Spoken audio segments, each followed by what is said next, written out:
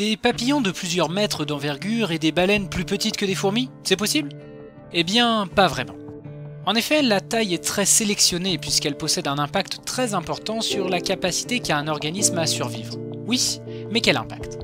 En fait, le métabolisme, c'est-à-dire l'activité d'un organisme, n'augmente pas de manière strictement proportionnelle avec la masse. On parle de relation allométrique. La relation est même assez particulière puisqu'en termes de métabolisme, un gramme d'un petit organisme, qui a une petite masse, coûte plus cher énergétiquement parlant que pour un organisme plus gros.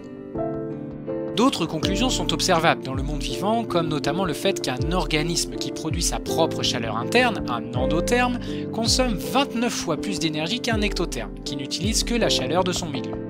Et cela a un impact sur le mode de vie de l'animal. Par exemple, un manchot a besoin de presque 1,5 million de kilojoules d'énergie par an, alors qu'il ne suffit que de 33 500 kilojoules par an pour un python.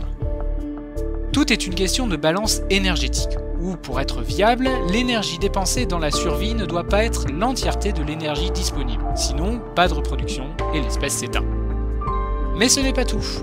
Par des analyses énergétiques, on a montré qu'un organisme de grande taille utilise moins d'énergie qu'un organisme de petite taille. Exemple, pendant 1 heure, l'énergie pour entretenir une vache de 500 kg est la même que celle nécessaire pour entretenir 40 kg de souris. Les petits organismes sont très coûteux à maintenir.